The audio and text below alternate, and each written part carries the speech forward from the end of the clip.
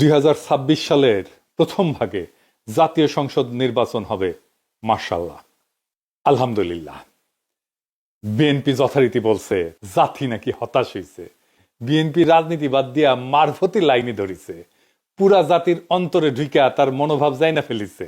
মির্জা ভাই, আপনি কোন বিএনপি হতাশ হয়েছে বা আপনার দলের মার্কা নিয়ে যারা ইলেকশন করবে সে সমস্ত সিট পার্টি তারা হতাশ হয়েছে, মাইনে নেব। আপনি তো অন্তর্জামী না, জাতির অন্তরের কথা কেমনে জানবেন? যাই হোক, আপনারা বুঝাইতে পারেন নাই জাতিকে যে কেন ডিসেম্বরে নির্বাচন দেওয়া দরকার, তাই আপনার চাওয়াটা জাতির চাওয়া হইয়া ওঠেনি। বেদ্যবি নিয়েন না, মুরব্বী মানুষ। হাসিনাকে কেন সরানো দরকার এটা ন্যারেটিভও আপনারা তৈরি করতে পারেন নাই, করেনও নাই। মেলা মানুষ মিলে তৈরি করছে, আপনারা সামে বৈশা থাকিছেন। তাই ন্যারেটিভ নির্মাণের যে তাগদ, যে হিম্মত, যে স্ট্র্যাটেজিক চিন্তা লাগে সেটা আপনারা বুইলা বসে আছেন, বা আপনাদের কখনোই ছিল না। যতগুলো পলিটিক্যাল পদক্ষেপ নিছেন হাসিনা পড়ার পরে সব ফেল করছে, আটারলি ফেল করছে। এইটা আপনাদের কর্মীদের মনোবল কেমন ভাঙিয়ে দিছে সেটা বুঝবেন যত দিন যাবে ততদিন।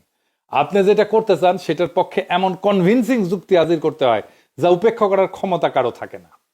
এটাই বয়ান বা ন্যারেটিভ তৈরির শক্তি। আপনারা যা দাবি করলেন এটা যে পাইলেন না, আপনাদের কর্মীদের কনফিডেন্স থাকবে 5ই আগস্টের পরে যা যা অর্জন তার সাথে আপনারা আপনাদের দলকে কানেক্ট করাইতে পারেন নাই। 32 নম্বর জয় বাংলা কইরা দেওয়া, আওয়ামী লীগ নিষিদ্ধ করা, এই দুইটা মাইলস্টোন ইভেন্টে আপনাদের কোনো সংশ্লিষ্টতা নেই। আপনারা বিরোধিতা করছেন আওয়ামী লীগ নিষিদ্ধের, ট্রল করছেন। সেই সময় আপনারা প্রফেসর ইউনূসের কাছে রোডম্যাপ চান নির্বাচনে, আপনাদের দলের রোডম্যাপ আছে নাই। এই 10 মাসে কি করেছেন? ভার্চুয়ালি কিছুই না। না না না, দুইটা বড় কাজ করেছেন। ইন্ডিয়ার সাথে আর ওয়াকারের সাথে সিস্টেম করেছেন, দখল চান্দাবাদী করেছেন, গরুর হাট, সবজির বাজার থেকে শুরু করে টেলিভিশন কোম্পানি, পদ পদবি ইত্যাদি আর কত কিছু। আর মানুষের ঘৃণা কামাইছেন, খামাই ভালোই করেছেন। যারা একসময় বন্ধু ছিল তাদের শত্রু বানাইছেন। না না, আমরা বানাই নাই আপনাদের শত্রু, আপনারাই আমাদের বানাইছেন। আপনাদের দলের প্রতিষ্ঠাতা বলতেন বিদেশে আমাদের বন্ধু আছে, প্রভু নাই। বিদেশে আমাদের বন্ধু আছে, বিদেশে আমাদের প্রভু নেই। দেশে আপনারা বন্ধুহীন, বিদেশে কয়টা প্রভু আছে আল্লাহ মালুম। বিএনপির জন্য ডিসেম্বরের নির্বাচন চাওয়াটা একটা bad idea, very very extremely bad idea. কেন জানেন? জানেন না, এটাও জানেন না। আসেন এটা আলাপ করি।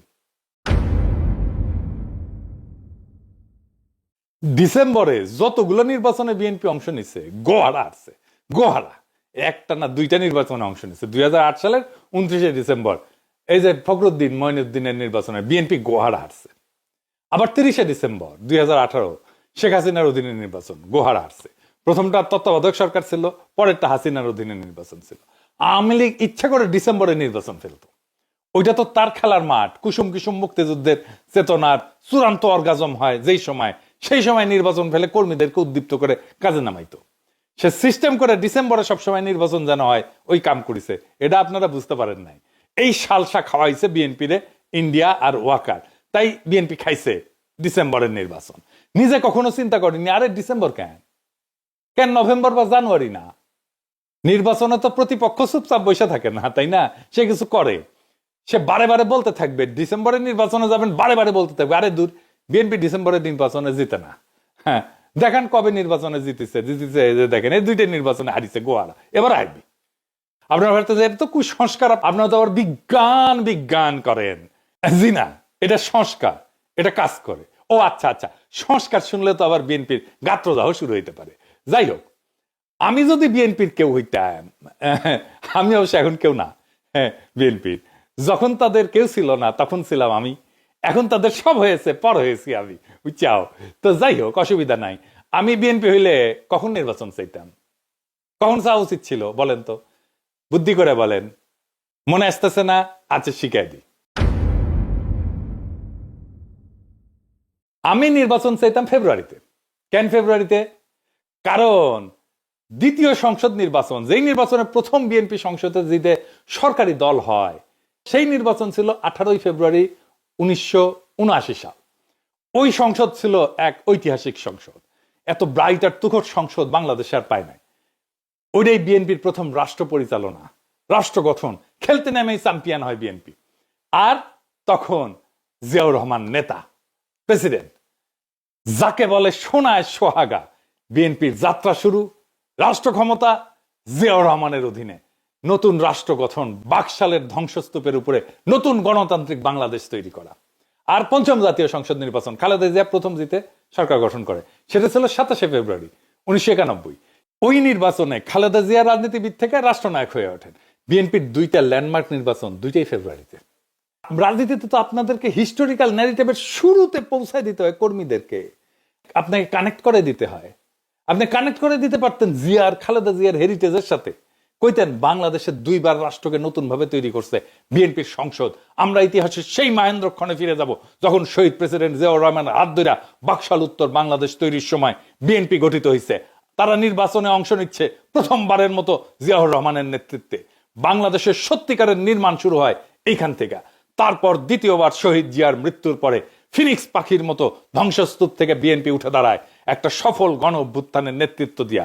স্বৈরাচারের পতনের পরে নতুন করে রাষ্ট্র পুনর্নির্মাণের শুরুর সেই সময়টা 2 নির্বাচনী ফেব্রুয়ারিতে। আবার সেই সময় আসছে ফ্যাসিবাদ উত্তর বাংলাদেশের রাষ্ট্র পুনর্গঠনের দায়িত্ব নিতে বিএনপি সেই একই ফেব্রুয়ারিতে নির্বাচনে নামবে। এইবার তৃতীয়বারের মতো বাংলাদেশকে আবার নতুন করে গড়ে তোলার দায়িত্ব নেবে বিএনপি। সেই ফেব্রুয়ারির ঐতিহ্যের অংশীদার হবে আবার বিএনপি, যে ঐতিহ্যের সৃষ্টি শহীদ জিয়ার হাতে, পরিপুষ্ট খালেদা জিয়ার হাতে, আর তার পূর্ণ বিকাশ হবে আজকে আপনার হাতে। আপনারা সেই যোগ্য উত্তরাধিকার, যারা জিয়ার জ্বালায়া যাওয়া মশাল হাতে জাতিকে আবার নতুন করে পথ দেখাবেন, আবার ফিরে আনবেন সেই ঐতিহাসিক মুহূর্তকে। আপনার কর্মীর রক্তে আগুন ধরে যাবে, ঝাঁপায় পড়বে আপনার কর্মীরা। এই কাজটাই আমরা করেছি, আমি তো করেছি। আপনারা তো বক্তৃতাও দিবার পারেন না, কর্মীদের জায়গায় তুলতে পারেন না, খালি কইতে পারেন প্রস্তাব করে ভাষায় দিব, 24 ঘন্টাও টিকতে পারবেন না, হ্যাঁ ফু দিলে উড়ে যাব, এই সমস্ত। এর বাইরে কিছু কইতে পারেন না। কর্মীরা আপনাদের বক্তৃতা শুনে না, কথাই শুনে না। আজকে আপনার কর্মীরা এসে কয়, এগুলো শিখাইছেন যে আমি মানুষের ইমোশন নিয়ে খেলা করি। রাজনীতি তো ইমোশনই, ইমোশন ছাড়া কেউ বন্দুকের সামনে বুক পাইতে দেয়? আবু সাইদ কিসের জন্য বুক পাইতে দিছিল? আপনি এমন স্বপ্ন দেখাবেন যে সে মনে করবে এই স্বপ্ন অর্জনের জন্য জীবন দিয়ে দেওয়া যায়। আপনার তার হৃদয়কে ছুঁইতে হবে, বুকের ভেতরে আগুন জ্বালাই দিতে হবে, তারপরে সে বলতে পারে বুকের ভিতর অনেক ঝড়, বুক পেতেছে, গুলি কর। ওইটাই ইমোশন। ইমোশন ছাড়া রাজনীতি নাই, ইমোশন ছাড়া সৃষ্টি করা যায় না, ইমোশন ছাড়া বিপ্লব করা যায় না, ইমোশন ছাড়া অভ্যুত্থান করা যায় না, ইমোশন ছাড়া দেশকেও ভালোবাসা যায় না। যাই হোক, আমরা একটু বিশ্লেষণ করে দেখি কেন প্রফেসর ইউনূস এপ্রিলে নির্বাচনের কথা বললেন। প্রফেসর ইউনূস কেন বলছেন এটা উনার বিবেচনা, কিন্তু আমার যা মনে হয়েছে যে যুক্তিগুলো কাজ করছে। 1 নম্বর হইতেছে বিচার এবং সংস্কার সম্পন্নের জন্য সময় প্রয়োজন। ফ্যাসিস্ট আওয়ামী সরকার যে রাষ্ট্রীয় সন্ত্রাস এবং সম্পদ লুণ্ঠন করছে, তার বিচার এবং চলমান কাঠামোগত সংস্কার সম্পন্ন করতে আরো সময় দরকার। তড়িঘড়ি করলে এই সমস্ত অসম্পূর্ণ থেকে যাবে, ফলে গ্রহণযোগ্য এবং অবাধ নির্বাচনের পরিবেশ তৈরি হবে না। 2 নাম্বার, সবার অংশগ্রহণ নিশ্চিত করা। সুষ্ঠু নিরপেক্ষ নির্বাচনের জন্য রাজনৈতিক দলগুলোর অংশগ্রহণ এবং ভোটারদের আস্থা ফেরাইতে আইন শৃঙ্খলা পরিস্থিতির উন্নতি, প্রশাসনিক প্রস্তুতি জরুরি। এখনো তো আপনারা সবাই বলেন যে হাসিনার ফেলায় যাওয়া প্রশাসন কাজ করতেছে, তাই না? প্রশাসনের গতি আসেনি তো সেরকম। সংলাপ এবং সমঝোতার মাধ্যমে অন্তর্ভুক্তিমূলক নির্বাচনের জন্য আরো সময় দরকার। অন্তর্ভুক্তি মানে সব দলের অংশ নেওয়া না, সব জনগণের অংশ নেওয়া। 3 নাম্বার, আন্তর্জাতিক স্বীকৃতি এবং পর্যবেক্ষণের সুযোগ। এপ্রিল 2026 পর্যন্ত সময় দিলে আন্তর্জাতিক পর্যবেক্ষক আনার প্রস্তুতির সময় এবং সুযোগ থাকবে, যা নির্বাচনকে আন্তর্জাতিকভাবে স্বীকৃতির এবং বৈধতা দিবে। 4 নাম্বার, নির্বাচন কমিশনের প্রস্তুতি। এর ফলে ভোটার তালিকা হালনাগাদ করা, সীমানা পুনর্নির্ধারণ। কারণ এখন যে সীমানা আছে এটা ওই 2008 সালে সীমানা, যেটা করে যে বিএনপিকে হারানো হয়েছিল, ওই সীমানাটা পুনর্নির্ধারণ করতে হবে এবং রোডম্যাপ প্রস্তুতিতে নির্বাচন কমিশনের জন্য পর্যাপ্ত সময় নিশ্চিত করতে হবে। 5 নাম্বার হচ্ছে 1.5 কোটি প্রবাসীর ভোট নেওয়াটা এখন একটা বড় চ্যালেঞ্জ। এই বিশাল জনগোষ্ঠী শুধু রেমিটেন্স দেওয়া যায় কিন্তু ভোট দিতে পারে না। ভোট যদি নিতে হয় তাহলে তার পর্যাপ্ত প্রস্তুতির জন্য সময় দরকার। আমরা শুধু মানি মেশিন না তো, তাই না? আমাদের রাষ্ট্রের নেতা নির্বাচনের সুযোগ দিতে হবে। সবচেয়ে ভালো হয় যদি প্রবাসীদের জন্য সংসদে আসন থাকে। প্রবাসীরা প্রবাসীদেরকে নির্বাচিত করবে সংসদে যাওয়ার জন্য, এমপি হবে প্রবাস থেকেই। তার জন্য প্রবাসীদের জন্য 30 থেকে 50টা আসন করা উচিত। তো বিএনপি যদি এপ্রিলের সময় না মানে, তাহলে আমি অন্তর্বর্তীকালীন সরকারকে বলবো সংস্কার না নির্বাচন এই প্রশ্নে গণভোট নিতে। জিয়াউর রহমান গণভোট করছিল, আমাদেরও গণভোট করা যেতে পারে। রাজনৈতিক দলের রাহাজানি বন্ধ করার টাইম আসছে। রাজনৈতিক দল মানে দেশের মালিক না, সে যা খুশি বলবে আর আমরা সারা দেশের লোক মেনে নিব। গতকালকে স্ট্যাটাস দিছিলাম তো ফেসবুকে প্রফেসর ইউনূসের বক্তব্যের আগে, সেটাই প্রফেসর ইউনূস বলছে। অনেকে বলতেছে যে প্রফেসর ইউনূসের বক্তব্যে নাকি আমার এপিসোডের প্রতিধ্বনি শুনতে পেয়েছেন। প্রফেসর ইউনূসের বক্তব্যের মূল যে কথা, সে কথাটা হইতেছে আপনারা ওয়াদা আদায় করে নেবেন যে বাংলাদেশের স্বাধীনতা, সার্বভৌমত্ব, আঞ্চলিক অখণ্ডতা এবং জাতীয় মর্যাদার প্রশ্নে কখনো কোনো প্রকার আপোষ করবেন না এবং দেশের বাইরের কোন শক্তির কাছে দেশের স্বার্থ বিকিয়ে দেবেন না। এটাই মূল কথা। এইবার আপনি শুনেন আমার কিছু এপিসোড শুনেন, এডিটর সাহেব শুনান, তারিখ দিয়ে দিন। বাংলাদেশের স্বাধীনতা, সার্বভৌমত্ব, আঞ্চলিক অখণ্ডতা এবং গণতান্ত্রিক ভবিষ্যতের সুরক্ষার দায়িত্ব বাংলাদেশের আপামর জনগণের, এবং আমরা অবশ্যই আমাদের এই দায়িত্ব সর্বোচ্চ ত্যাগ স্বীকার করে হলেও সাফল্যজনকভাবে পালন করবো ইনশাল্লাহ। শুনেন, যে কাজের শপথ আপনারা নিছেন আমি তো সেই কাজই করি, আর সেটা হইতেছে আমাদের স্বাধীনতা, সার্বভৌমত্ব, আঞ্চলিক অখণ্ডতা এবং জাতীয় মর্যাদা সমুন্নত রাখা। ভারত নিজের স্বার্থ রক্ষায় হাসিনাকে জলাঞ্জলি দিয়া পছন্দের আর কাউকে ক্ষমতায় বসানোর চেষ্টা করতেই পারে, কিন্তু তাদের জানা দরকার বাংলাদেশের বীর জনগণ এদেশের স্বাধীনতা, সার্বভৌমত্ব, আঞ্চলিক অখণ্ডতা, জাতীয় মর্যাদা এবং গণতান্ত্রিক ভবিষ্যৎ নিশ্চিত করতে যে কোনো ত্যাগ স্বীকারে প্রস্তুত।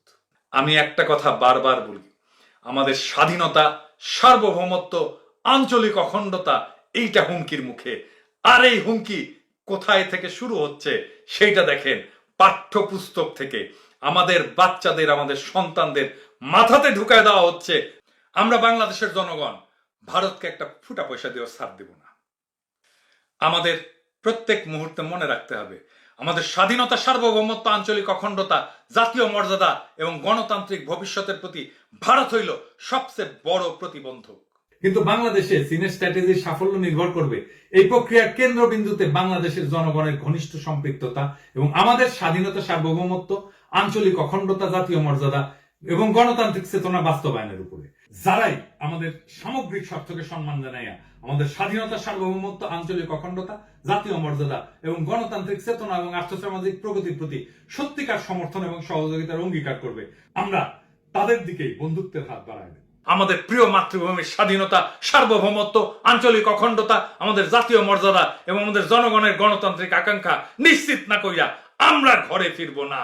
এই পবিত্র ঈদের দিনে যখন দেশের মসজিদে মসজিদে, ঈদগাহে ঈদগাহে আমরা ঈদের নামাজ পড়তে দাঁড়াবো এবং মহান আল্লাহ তাআলার নিকট আমাদের রোজা কবুল করার আকুল মিনতি জানাবো, তখন আমরা যেন এটাও মনে রাখি যে আমরা একই সঙ্গে কাতার বন্দী হয়েছি আমাদের দেশের স্বাধীনতা, সার্বভৌমত্ব আর আঞ্চলিক অখণ্ডতা রক্ষার পবিত্র সংগ্রামের অকুতোভয় সৈনিক হিসাবে। এবার শোনেন প্রফেসর ইউনূস কি বলছে, এই কথাগুলোই বলছেন, শুনেন। আমি আগেও বলেছি, আজ আবারও বলছি, আমরা একটা যুদ্ধ অবস্থায় আছি। এখন আমাদের একতাবদ্ধ থাকতে হবে যে কোনো মূল্যে। পরাজিত শক্তি এবং তাদের সহযোগীরা ওত পেতে বসে আছে আমাদের ছোবল মারার জন্য, আমাদের অগ্রযাত্রাকে রুখে দেওয়ার জন্য। আমরা তাদের কিছুতেই এই সুযোগ দেব না। আসুন আমরা আমাদের সম্মিলিত প্রচেষ্টায় প্রিয় মাতৃভূমির স্বাধীনতা, সার্বভৌমত্ব, আঞ্চলিক অখণ্ডতা ও জাতীয় মর্যাদার বিরুদ্ধে যে কোনো আঘাত প্রতিহত করার উদ্দেশ্যে প্রতিরোধের ঐক্যবদ্ধ সুদৃঢ় প্রাচীর গড়ে তুলি। এইটাই আগামীর বাংলাদেশের রাজনীতির মূল বার্তা। স্বাধীনতা, সার্বভৌমত্ব, আঞ্চলিক অখণ্ডতা আর জাতীয় মর্যাদা, এই প্রশ্নে কোনো আপোষ নাই। এভাবেই রাজনীতি তৈরি হয়, এভাবেই জাতীয় ন্যারেটিভ নির্মিত হয়। এই কথা আমার না, প্রফেসর ইউনূসেরও না, এটা বাংলাদেশের সকল নাগরিকের আকাঙ্ক্ষা। আপনি জিজ্ঞেস করেন এটা আপনারও আকাঙ্ক্ষা কিনা। এই আকাঙ্ক্ষাটাই তুলে ধরা হয়েছে। আগামীর বাংলাদেশ তাকেই নেতা মানবে যারা এই আকাঙ্ক্ষাকে বাস্তব করবে, রক্ষা করবে। মুতে ভাসায় দেওয়া, ফুদিয়ে উড়ায় দেওয়া আর 24 ঘন্টা টিকতে না দেওয়ার রাজনীতির দিন শেষ। রাজনীতি মানে মস্তানি না, রাজনীতি মানে হৃদয়ের দখল, রাজনীতি মানে মর্যাদা, রাজনীতি মানে আত্মসম্মান, রাজনীতি মানে শক্তি, কালেকটিভ ফোর্স। মির্জা ফখরুল বলছেন জাতি হতাশ। না মির্জা ভাই, জাতি না, হতাশ হইল আপনার কর্মীরা। কারণ আপনারা তাদের দেখাতে পারেননি এই লড়াইয়ের শেষ কোথায়, শুরুটা কোথায় থেকে। আপনারা ভাবছেন নির্বাচন মানে তারিখ। প্রফেসর ইউনূস বলছেন নির্বাচন মানে রাষ্ট্র পুনর্গঠনের পথ। আপনারা চাইছেন ডিসেম্বরে ভোট, কারণ আপনারা বুঝতেই পারেননি ডিসেম্বর আওয়ামী লীগের ক্যালেন্ডার আর ফেব্রুয়ারি বিএনপির কাব্য। তাদের ইতিহাস, মুক্তিযুদ্ধের চেতনা আপনার ইতিহাস রাষ্ট্র নির্মাণ। আপনারা নিজেদের ইতিহাস ভুলে ভারতের প্ররোচনায় নিজের কোলে তুলে নিলেন আওয়ামী ন্যারেটিভ। আফসোস, আওয়ামী লীগের লড়াই হইতেছে মুক্তিযুদ্ধের চেতনায় ভর কইরা ফ্যাসিবাদ কায়েম। আপনাদের হওয়া উচিত ছিল মুক্ত, আত্মমর্যাদাশীল, স্বাধীন, সার্বভৌম বাংলাদেশ পুনর্গঠনের চেতনা। কিন্তু আপনারা কি করলেন? ভারতের পায়ে মাথা দিলেন, ওয়াকারের কোলে গিয়া বসলেন, দলটা চালাইলেন ঠিক যেন কোনো ঠিকাদার সিন্ডিকেট হাট বাজার চালাইতেছে। আপনারা নিজেরাই নিজেদের আদর্শকে হত্যা করলেন। এবং আজ যারা আপনাদের কর্মী, তাদের মনে এখন ঘৃণা, লজ্জা, হতাশা আর অনিশ্চয়তা। আর প্রফেসর ইউনূস, তিনি আপনাদের জায়গা নিচ্ছেন না। আপনারা কি যাচ্ছা তাই বলছেন। তিনি খালি বলছেন এই জাতি বিক্রি হতে পারে না। তিনি আমাদের মর্যাদা দিচ্ছেন। তার কণ্ঠে প্রতিধ্বনিত হচ্ছে কোটি মানুষের আকাঙ্ক্ষা। আর আমরা পুতুল শাসন চাই না, ভারতের পালিত গাধাদের নেতা বানাবো না। আমরা সেই নেতৃত্ব চাই যারা বাংলাদেশকে নিজের ঘরের মতো ভালোবাসবে, বাংলাদেশের জাতীয় মর্যাদা পুনরুদ্ধার করবে। এই ঈদে তাই আনন্দের চেয়ে বড় হয়ে উঠুক এক শপথ, আমরা নিজেদের রাষ্ট্র আবার নিজেদের হাতে তুলে নেব। আমরা সিদ্ধান্ত নেব কবে নির্বাচন হবে, কারা করবে, কিভাবে করবে। আর এই সিদ্ধান্ত হবে গণতন্ত্রের, দিল্লির না। এই সিদ্ধান্ত হবে জনগণের, ওয়াকারের না, চাটুকারদের না। এই ঈদে শুধু আমরা পশু কোরবানি দিব না, আমরা কোরবানি দিব ভয়ের, আত্মসমর্পণের, দুর্বলতার। এই ঈদে ঘোষণা হোক বাংলাদেশ কারো জমিদারি না, না রাজনৈতিক দলের, না দিল্লির, না ওয়াকারের। আমরা সাধারণ জনগণ সবাই এই দেশের মালিক। আমাদের কথায় দেশ চলবে। রাজনৈতিক দল আমাদের আকাঙ্ক্ষার বিরুদ্ধে গেলে গুল্লি মারি সেই দলকে। ঈদ মোবারক। ইনশাল্লাহ আগামীর বাংলাদেশ আমরা ফেরত আনবো রক্তে, ঘামে, স্বপ্নে। ইনকিলাব জিন্দাবাদ।